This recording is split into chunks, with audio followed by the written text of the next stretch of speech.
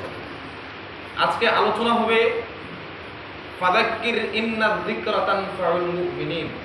আল্লাহ সুবহানাহু ওয়া তাআলা বলে, হে মুমিনেরা, তোমরা আল্লাহ তাআলার বরত্ব মহত্বের আলোচনা করো, দিনই আলোচনা করো। এই আলোচনাগুলো করলে মুমিনদের জন্য উপকার হয়। অর্থাৎ এই আলোচনার মজলিসগুলোর মূল্য আল্লাহ সুবহানাহু ওয়া তাআলার কাছে কি পরিমাণ, আজকের আলোচ্য বিষয় থাকবে এটা। এবং মাল ঈমান, ঈমানটা কি? ঈমান এটা আমলের সাথে সম্পৃক্ত কতটা? ঈমানের সম্পর্ক কি অঙ্গ প্রত্যঙ্গের সাথে নাকি শুধু হৃদয়ের সাথে? আজকের আলোচ্য বিষয় হলো এটা। শেখ সাদি রহমাতুল্লাহি আলাইহি বলে, এই সাআদাত বাজুবে বাজুনি, এই সাআদাত বাজুরে বাজুনি, ইস্তানা বখশদ খোদায়ে বখশেন্দেগা। নেক কাজ, ভালো কাজ, নেক মজলিসে বসতে পারাগুলা, নেকের আমল করতে পারাগুলো, এগুলো মানুষের বাহুর জোরে হয় না। উনি বলে এগুলো অর্থের জোরেও কেউ করতে পারে না, পাওয়ার প্রতিপত্তির জোরেও এটা হয় না। যদি হইতো তাহলে সামনের কাতারের মানুষগুলো কিন্তু টাকাওয়ালা থাকতো, সামনের কাতারের মানুষগুলো কিন্তু রাজনীতিবিদ থাকতো, সামনের কাতারের লোকগুলা কিন্তু কুস্তি লড়ে না, কুস্তি, ওই কুস্তি লড়নেওয়ালারা থাকতো।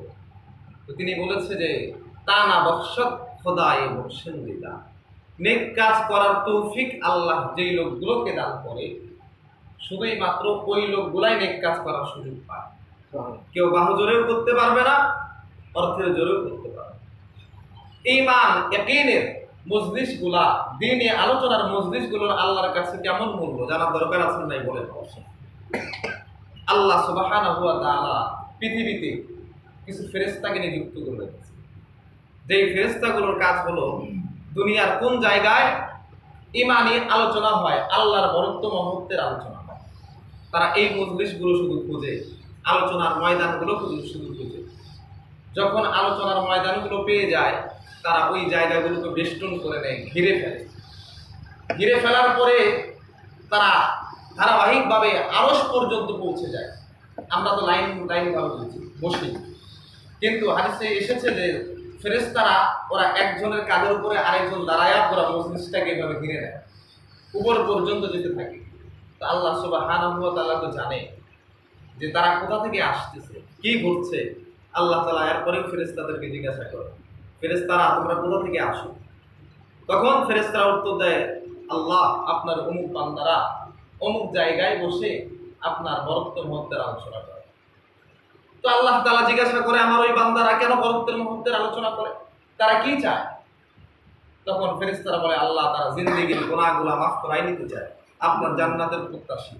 তো আল্লাহ তাআলা বলে, ফেরেশতারা তোমরা সাক্ষী থাকো, ওই লোকগুলা যারা দিনই আলোচনা শোনার জন্য গিয়া বসছে, আমি আল্লাহ তাআলা তাদের জিন্দেগির গুনাহগুলো মাফ করে।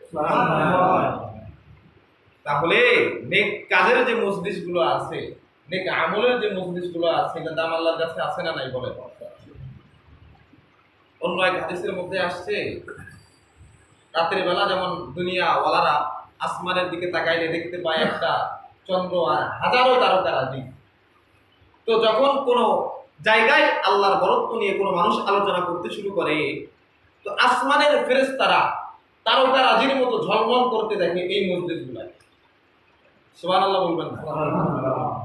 শুধু তাই, রাসূল করিম সাল্লাল্লাহু আলাইহি ওয়াসাল্লাম বলেন, একদিন তিনি সাহাবায়ে রিদওয়ানুল্লাহি আলাইহিম আজমাইনকে নিয়ে আলোচনা করছিলেন, রাসূল মিম্বারে বসা। এমন অবস্থায় তিনজন সাহাবী এসেছে। একজন সাহাবী আলোচনা শোনার জন্য পিছনে বসে গেছে, আরেকজন সাহাবী আলোচনা শোনার জন্য সবাইকে ড্যাঙ্গায়া সামনে আসে বসছে, আরেকজন সাহাবী কিছুক্ষণ দাঁড়ায় থেকে চলে গেছে। রাসূল করিম সাল্লাল্লাহু আলাইহি ওয়াসাল্লাম বলেন, যেই লোকটা চলে গেছে সে রহমতের মজলিস থেকে দূরে সরে গেল, যেই লোকটা পিছনে বসছে সে লজ্জার কারণে পিছনে বসছে, আর যেই লোকটা সামনে এসে বসছে লজ্জা ভেদ করে সামনে এসে বসছে। তো আল্লাহ তাআলা যেই লোকটা সামনে এসে বসছে তার উপর রহমত নাজিল করতে কোনো লজ্জা বোধ করতেছে না, ডাইরেক্ট রহমত নাজিল করে। আর যেই পিছনে এসে বসছে লজ্জার কারণে, তো আল্লাহ তাআলা তাকে রহমত নাজিল করতে লজ্জা বোধ করছে।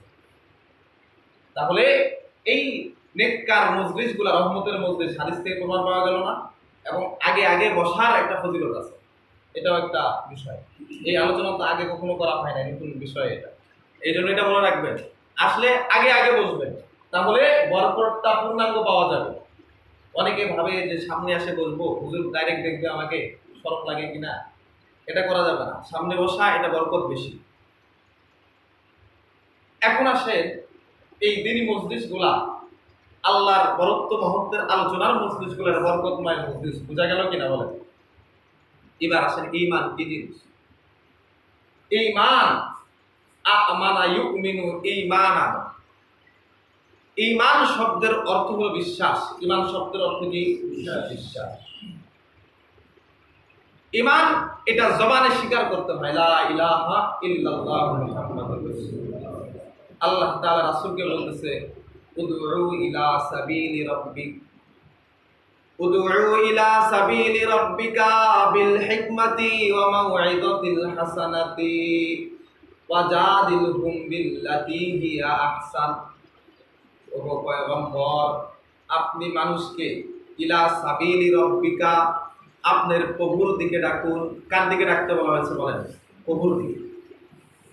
রাসূল কারীম সাল্লাল্লাহু আলাইহি ওয়াসাল্লাম সহ পৃথিবীতে যত পয়গম্বর এসেছে, প্রত্যেক পয়গম্বর মানুষের দাঁড়ে দাঁড়ে বারে বারে ব্যক্তি ব্যক্তি গিয়া বুঝাইছে, ইয়া আইয়ুহান নাস কুলু লা ইলাহা ইল্লাল্লাহ তুফলিহুন। ওহে পৃথিবীর মানুষ সকল, তোমরা লা ইলাহা ইল্লাল্লাহ বলো, তোমরা স্বীকার করে নাও আসমান জমিন চন্দ্র সূর্য গ্রহ নক্ষত্র পৃথিবীতে যা কিছু রয়েছে এই সব কিছুর স্রষ্টা হলো একমাত্র রব্বুল আলামিন, আর মুহাম্মাদুর রাসূলুল্লাহ সাল্লাল্লাহু আলাইহি ওয়াসাল্লাম তার প্রেরিত পয়গম্বর। তোমরা যদি এই কথাটাকে বিশ্বাস করে নাও, তুফলিহুন, উম্মতেরা সফল কাম হয়ে যাবে। এই কথাগুলা যাই মানছে তারা হলো মুমিন, তারা হলো ঈমানদার। আর যারা মানে নাই তারাই হলো অস্বীকারী, আরবিতে বলা হয় কাফের। তাহলে ঈমান এটা জবানে উচ্চারণ করতে হয়, আবার ঈমানটাকে আবার অন্তরে বিশ্বাস করতে হয়, আবার এটাকে আমলে বাস্তবায়ন করতে হয়। তাহলে ঈমান শব্দের অর্থ কি বলেন? বিশ্বাস। আল্লাহ তাআলার পক্ষ থেকে পয়গম্বর যা নিয়ে আসছে, কোনো প্রশ্ন ছাড়াই, কোনো যুক্তি ছাড়াই, নির্দ্বিধায় সেটাকে বিশ্বাস করার নামই কি? ঈমান। এখন বিশ্বাস কয়টা জিনিসের উপরে করা হবে, কোন কোন জিনিসের উপরে বিশ্বাস করা হবে, এটা জানা দরকার আছে না? বলেন।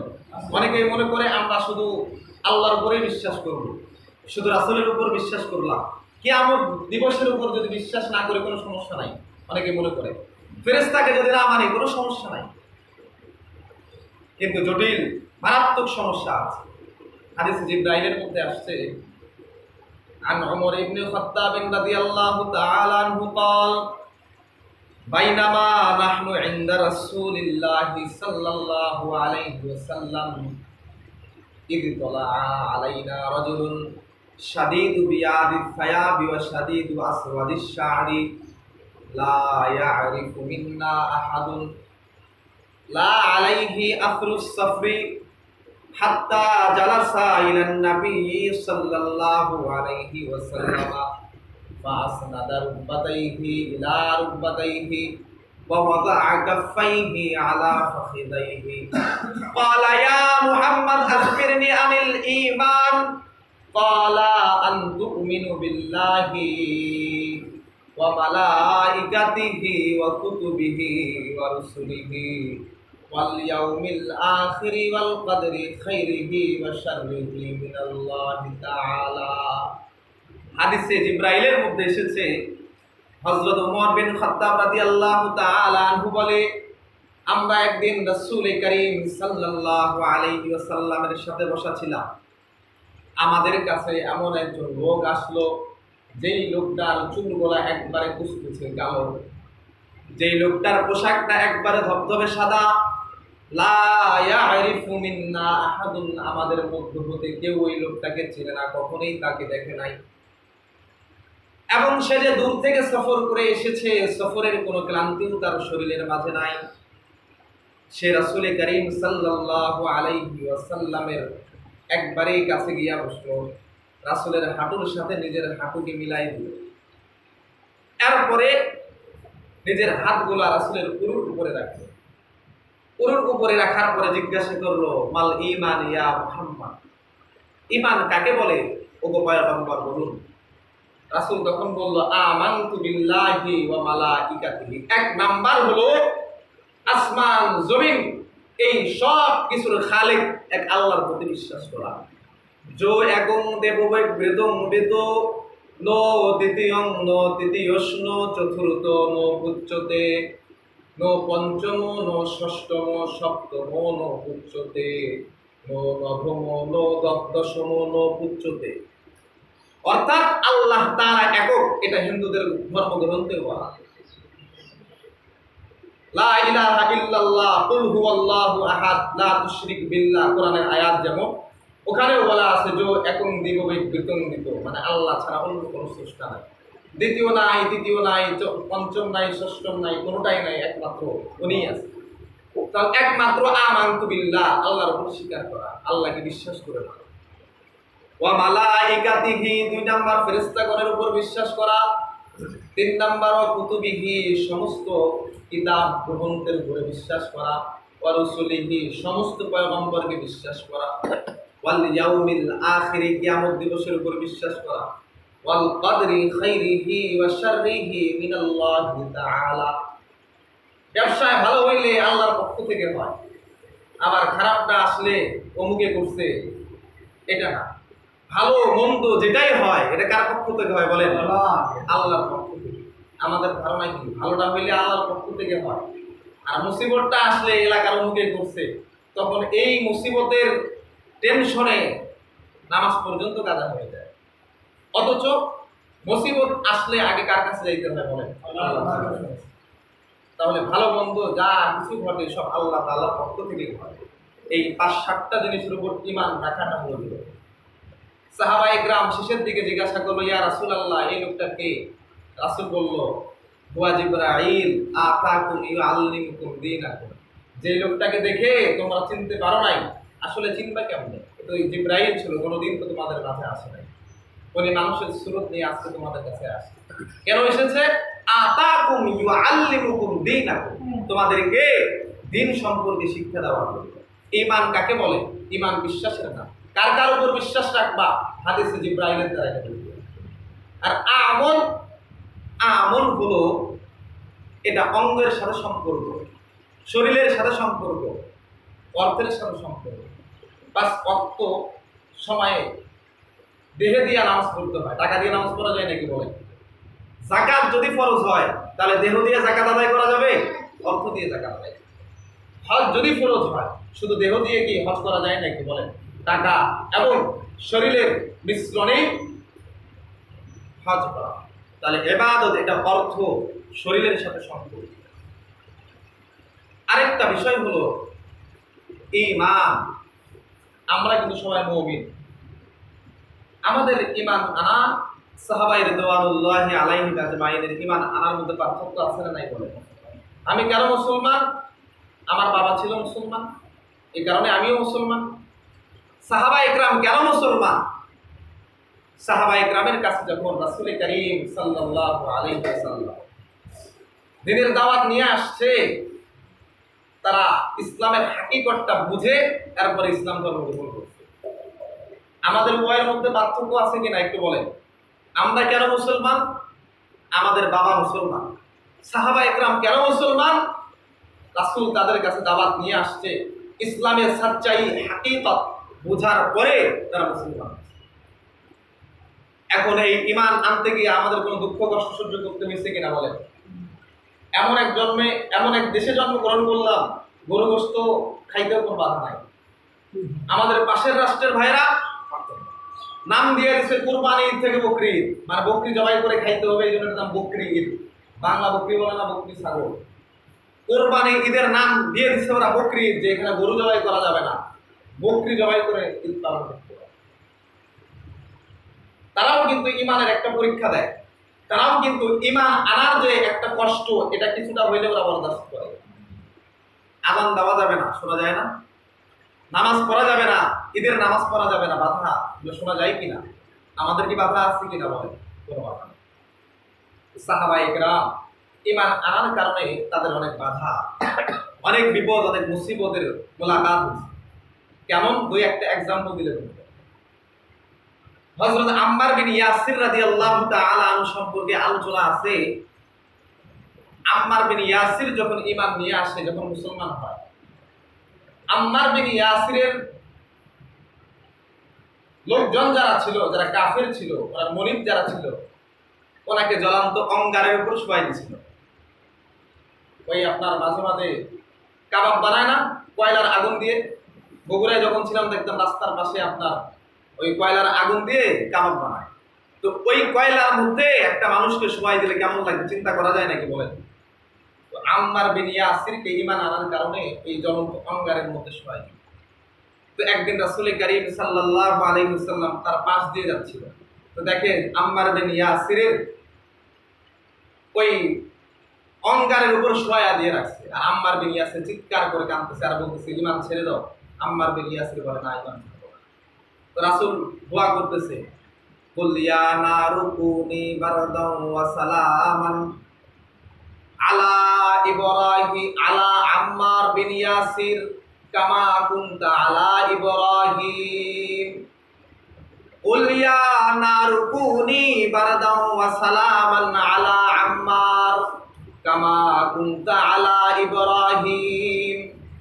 রাসূল দোয়া করতেছে, হে আগুন, তুমি আম্মার বিন ইয়াসিরের জন্য এই আগুনটা শান্তিদায়ক হয়ে যাও, কামা কুনতা আলা ইব্রাহিম, যেমন শান্তিদায়ক হয়েছিলে ইব্রাহিম আলাইহিস সালাম। জ্বলন্ত অঙ্গারের উপর শোয়া যে লোকগুলা হৃদয় থেকে ঈমান বের করা যায় নাই, তাহলে ইসলামের হাকিকত সত্যতা কি পরিমাণ তাদের হৃদয়ে ছিল? তাদের একটা কল্পনার জল্পনা ছিল, আগার তু এক হো মেরি ফলক মেরি জমি মেরি, अगर तू एक न हो मेरी कोई शाई भी नहीं मेरी, अगर तू एक हो मेरी फलक मेरी जमी मेरी, अगर तू एक न हो मेरी कोई शाई भी नहीं मेरी, हजर में शजर में तेरा रंग बू है, जिधर दिखता हूँ उधार तू ही है, तू ही है। আম্মার বিন ইয়াসির বলে, আগুনের মধ্যে শুয়ে থাকাটা তো সাময়িক, আর যদি এই ঈমানটা ছেড়ে দেই তাহলে জাহান্নামের আগুন হবে পার্মানেন্ট, অসাময়িক না, এটা একেবারেই চিরস্থায়ী। তাহলে তাদের ঈমান আনা আমাদের ঈমান আনার মধ্যে পার্থক্য আছে কিনা বলেন? পার্থক্য নাই। আমার বাপ মুসলমান, আমিও মুসলমান। সাহাবায়ে কেরাম লা ইলাহা ইল্লাল্লাহ, আল্লাহই করনে বলা যা, এই আসমান জমিন সব কিছু বানানেওয়ালা আল্লাহ, হায়াতের মালিক আল্লাহ, মৌতের মালিকও আল্লাহ। আজকে আপনার বাস স্ট্যান্ডে হানিফ গাড়ি অ্যাক্সিডেন্ট করছে, কত স্বপ্ন নিয়ে মানুষ ঢাকা থেকে ঈদের পরের দিন আসছে বা হয়তো বা যাচ্ছে, রাস্তার মধ্যেই জীবনগুলো অনেকের থমকে গেছে বা অনেকে হাসপাতালে শুয়ে আছে। হায়াতের মালিককে বলেন, হায়াত চাই না? আমরা তো চাই যে 60-70 বছর বাঁচি, ন্যাচারাল যে নিয়ম আছে 60 বছর বাঁচা, এটা সবাই চায়, কিন্তু সবাই কি বাঁচতে পারে? হায়াতের মালিক তো আমি না, হায়াতের চাবি, হায়াতের ঘড়ি তো আমাদের হাতে না, এটা টাইম তো আমরা দেখতে পারবো না, কার টাইম কখন ফুরাই যাচ্ছে। হায়াতের মালিক আল্লাহ, মৌতের মালিক আল্লাহ, কখন কে দুনিয়া আসবে এটা কেউ বলতেও পারবে না। সুস্থতাও আল্লাহ দেয়, রিজিকও আল্লাহ দেয়, সব আল্লাহ দেয়। তো এই কালিমার হাকিকতটা সাহাবায়ে কেরাম দিচ্ছে। এই জন্য আমাদেরকে এটা আগে দুরুস্ত করতে হবে যে ঈমানটা কি জিনিস। ঈমানটা যদি অন্তরে বসে যায়, ঈমানটা কি জিনিস সেটা যদি মানুষের হৃদয়ে, ইসলামটা মানা তার জন্য সহজ হয়। আর ঈমান মজবুত হয়, ঈমান শক্তিশালী হয়, এটা আমলের দ্বারা। কিসের দ্বারা বলেন? গাছে আপনি পানি দিবেন, ধান গাছে ধুয়ে আসছেন কিন্তু পানি দেন না, ধান হবে নাকি বলেন? রোদের যে তীব্র তাপ হইতে পারে, এটা শুকায় আসুক, কি হবে?